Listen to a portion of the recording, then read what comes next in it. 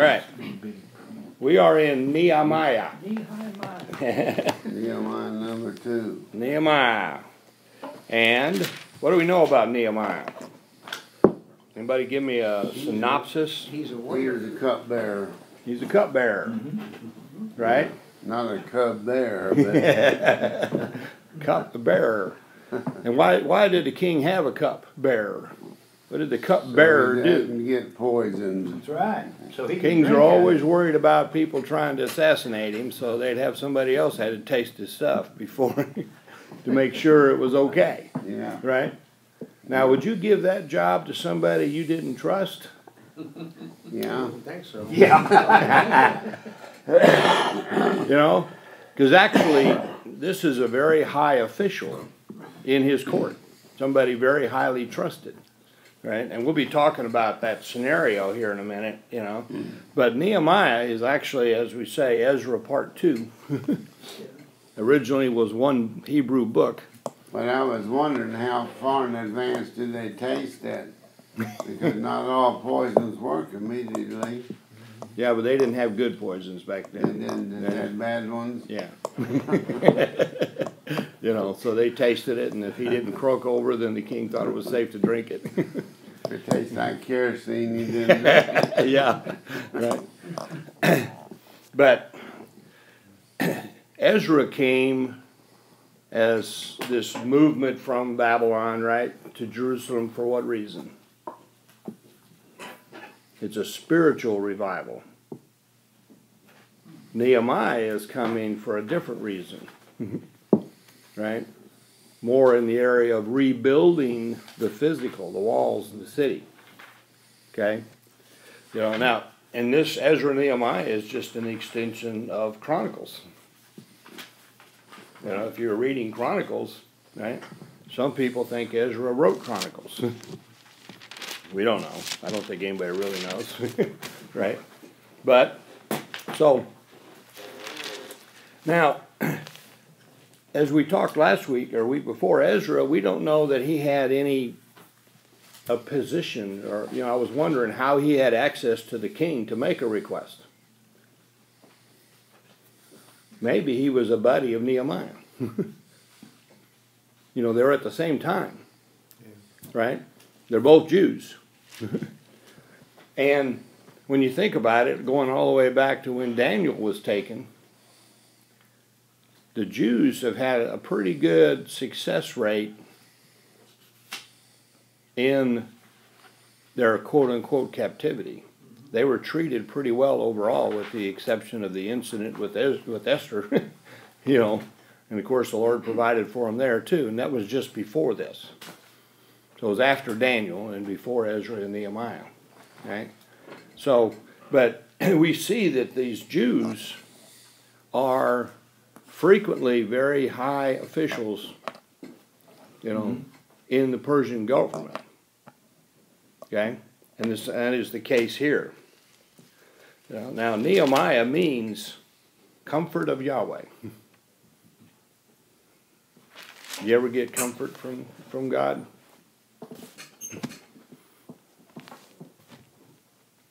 Surely you guys get comfort from Absolutely.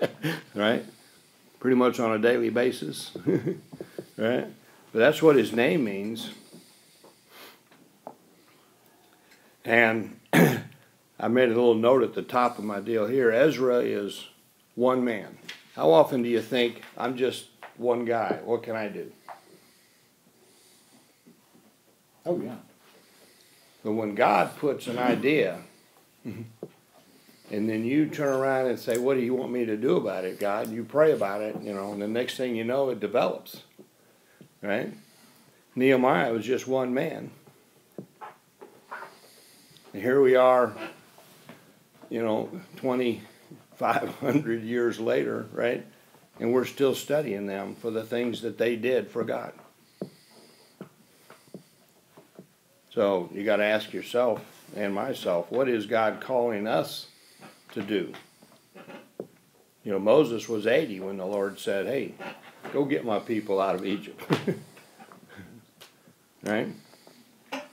Now, in chapter 1 of Nehemiah, verse 1, the words of Nehemiah the son of Hakaliah, that it happened in the month of Kislev, in the 20th year, while I was in Susa, the capital, that Hananiah, one of my brothers, and some men from Judah came, and I asked them concerning the Jews who had escaped and survived the captivity and about Jerusalem. And they said to me, the remnant there in the province who survived the captivity are in great distress and reproach, and the walls of Jerusalem is broken down, and its gates are burned with fire. Those walls were 9 feet thick. I got a note here.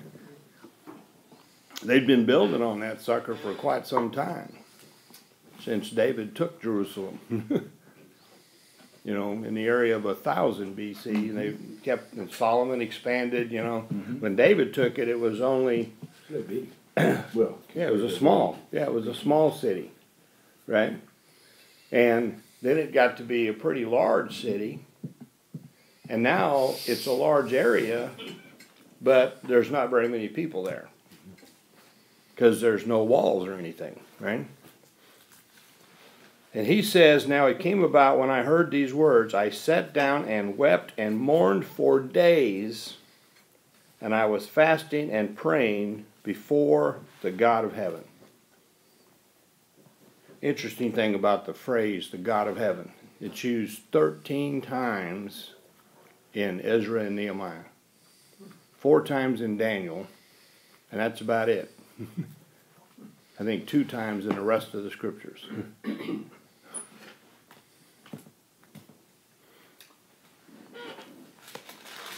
So he's praying, right?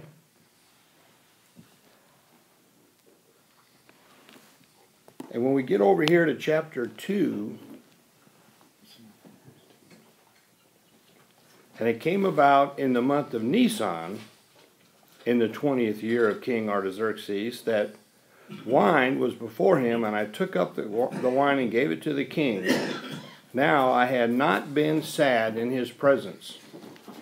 He's been sad, we're going to learn here in a second, for 4 months. He's been praying for 4 months. He's actually been planning.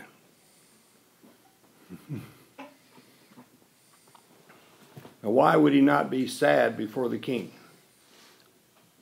He wanted the king to think he was all okay. Well, for one, it's illegal. yeah, you want to make the king mad. It's illegal to be sad in the king's presence.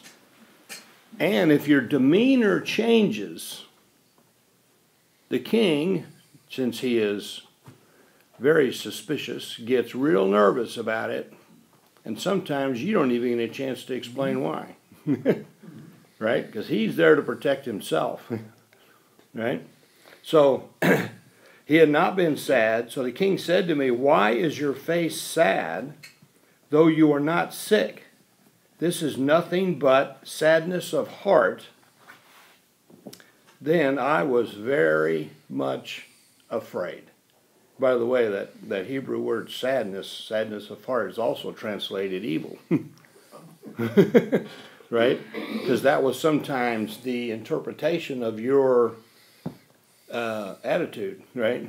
You might be wanting to do some harm to the king or something, right? And since it was very dangerous to be sad in front of the king and illegal, he says, I was very much afraid. Right? And I said to the king, let the king live forever. He's telling the king, and that is the normal address to the king, right? But it's also trying to tell the king that, look, I'm still on your side, dude. Right? I'm not trying to do anything here. I'm just sad, right? Why should my face not be sad when the city, now get hold of this, the place of my father's tombs lies desolate, and its gates have been consumed by fire? Why do you think he said the city, the place of my father's tombs? He didn't say Jerusalem.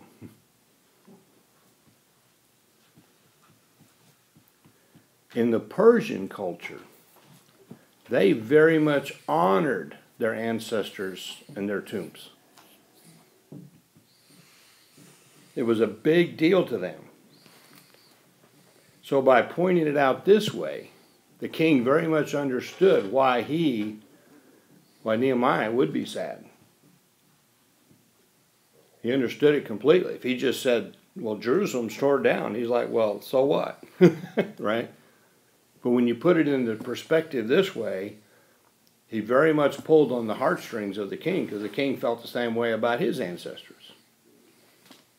The king said to me, what would you request? Now, would you have immediately blurted out what you've been thinking about? The king said, what do you want? What do you want me to do? He stopped. So I prayed to the God of heaven. All right, Lord, let's get this right. What do I need to ask? All right.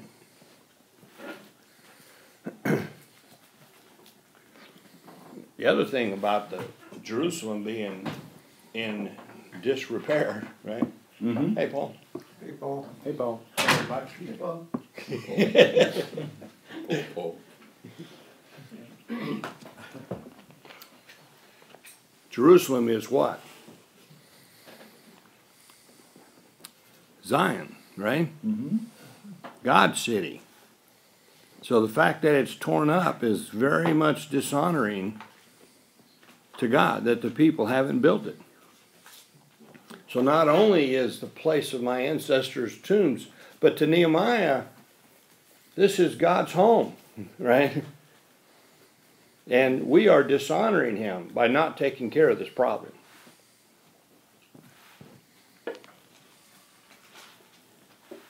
So after he prayed, and I said to the king, if it please the king, who, by the way, is the king, right?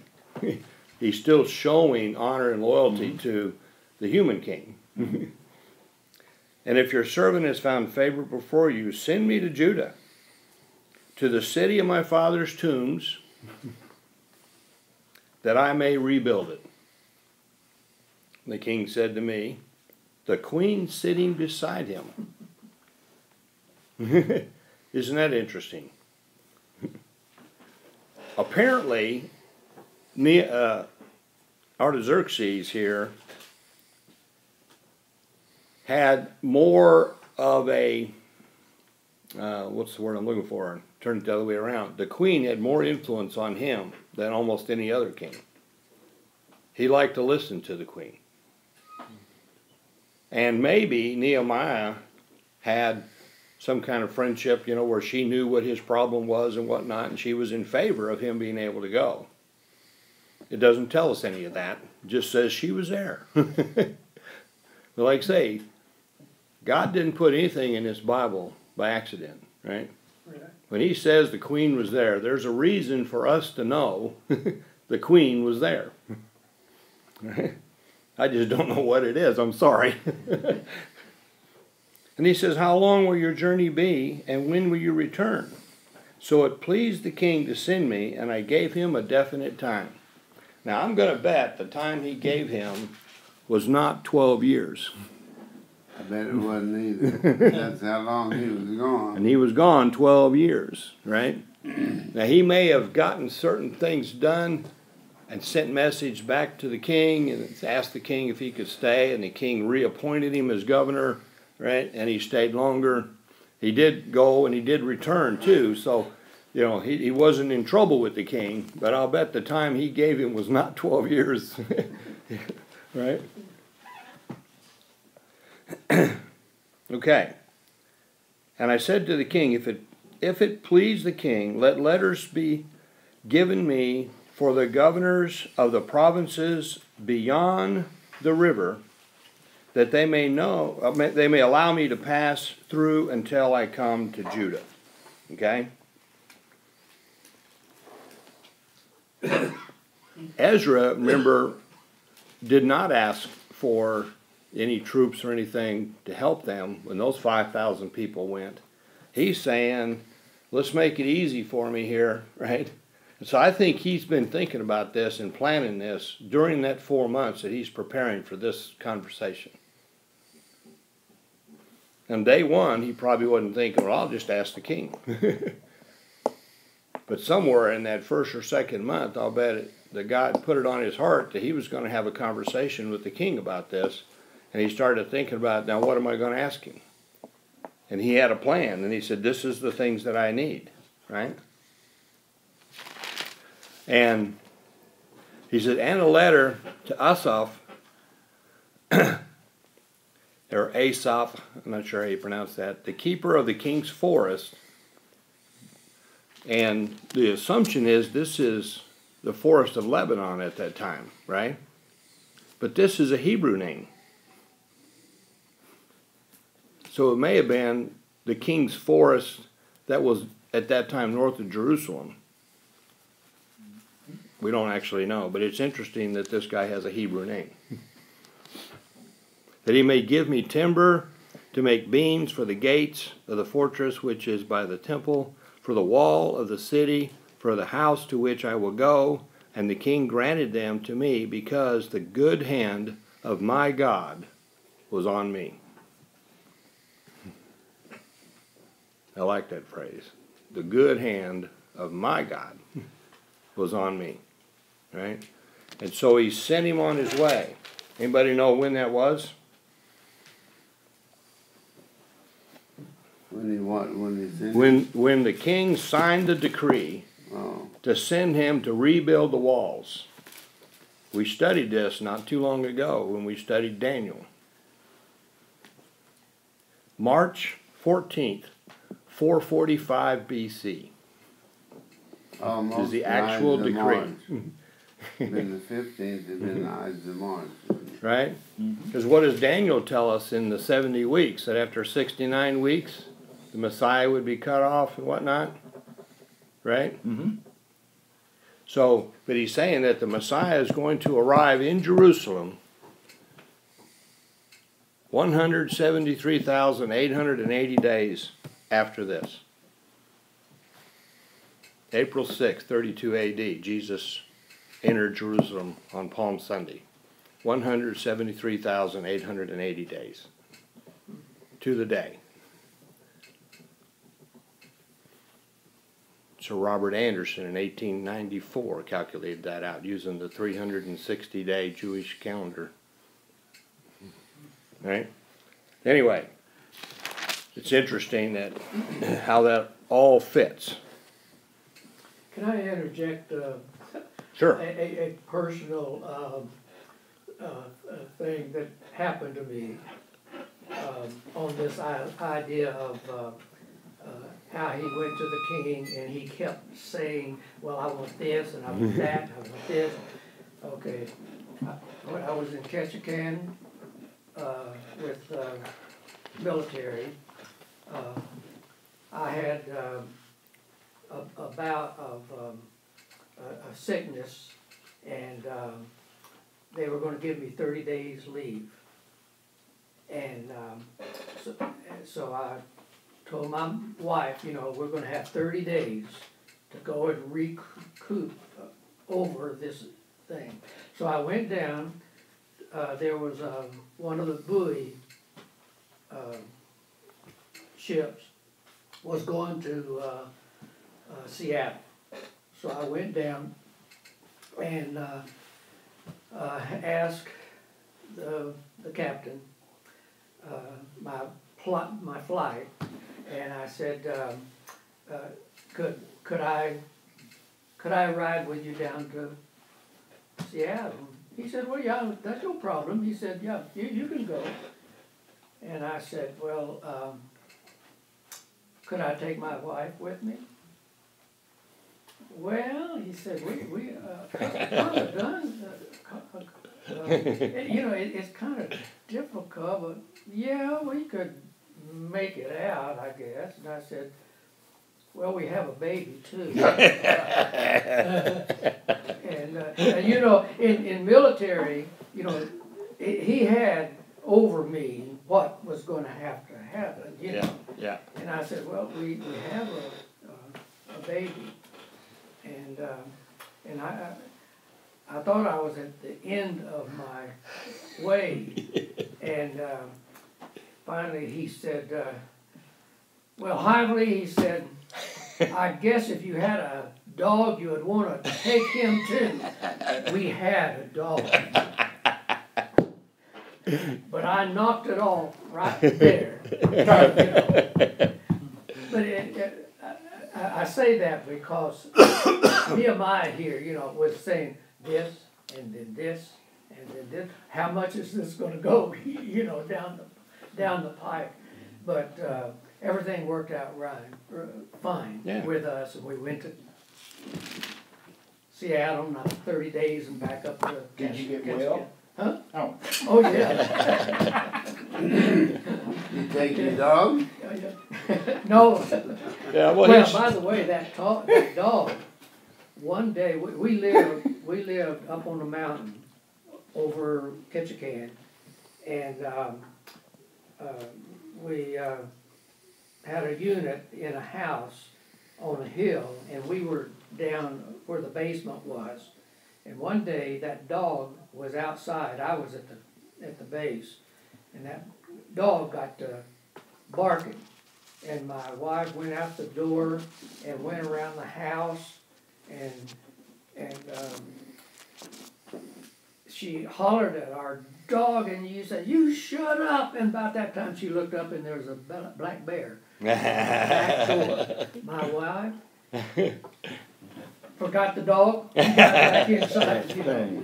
And it made the papers, you know. Oh, yeah. That dog was protecting you, telling her to shut up. Yeah. Okay, but that's right. He went to Nehemiah and said, "Can I go?"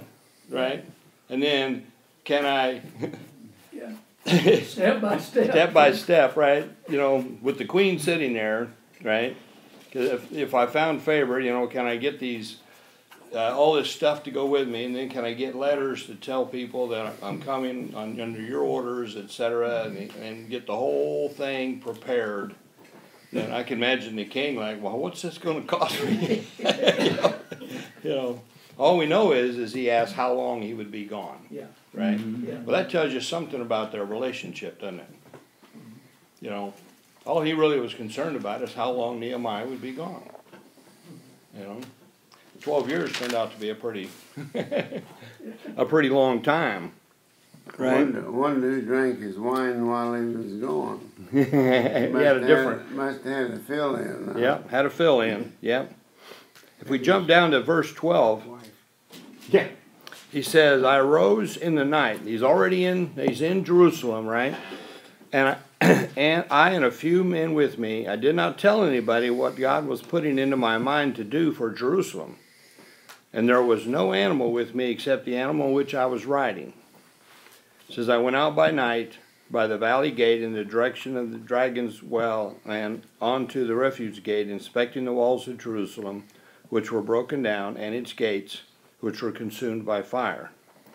Then I passed on to the fountain gate and the king's pool, and there was no place for my mount to pass. So I went up at night by the ravine and inspected the wall. Then I entered the valley gate again and returned. And the officials did not know where I had gone or what I had done, nor had I yet told the Jews, the priests, the nobles, the officials, or the rest who did the work." You know, he, again, part of his plan, he got there, he didn't jump in and say, "I'm here to do this." He went around and inspected the place and found out what needed to be done. And he did it by night.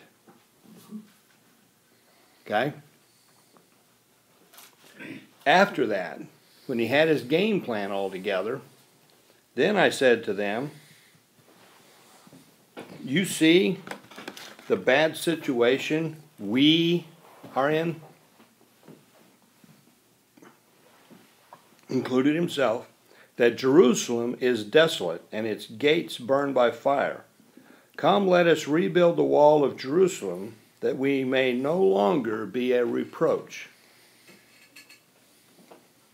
He's appealing to their national identity and their spiritual heritage. Okay? "And I told them how the hand of my God had been favorable to me, and also about the king's words which he had spoken to me. Then they said, let us arise and build. So they put their hands to the good work. Amen. Yeah.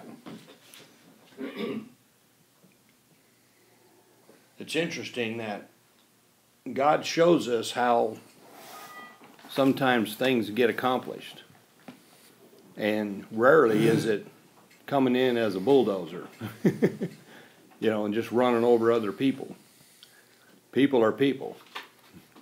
And they all have feelings and have egos, and right? And so he just set the stage for them. Our city, you know, is a reproach.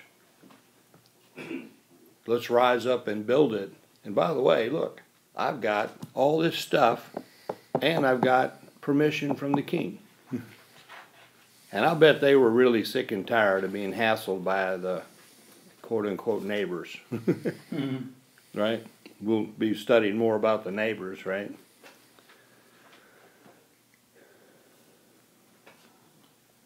These Sanballat and Tobiah and Geshem, you know, they... Well, that 19th verse says that they thought he was rebelling against the king. Well, they implied he was rebelling. Implied. He had given them letters from the king. Yeah, right. So they knew that wasn't the case, right?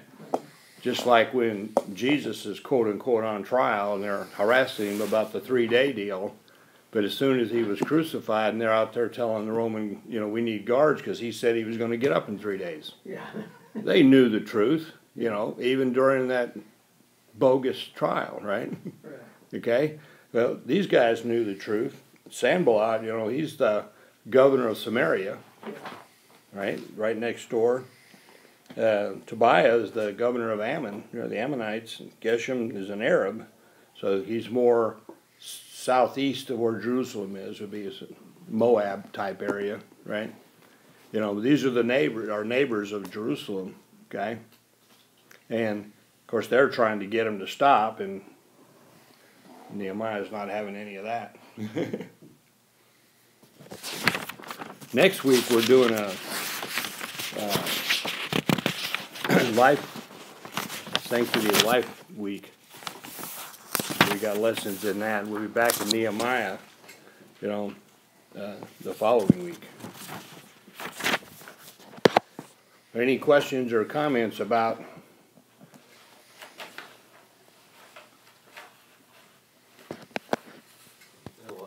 My Bible has a notation. One thing that's amazing to me is how quickly they built the wall. Because using a scale on a map here is about 10,000 feet long, which would be over 2 miles. And they built it in 52 days.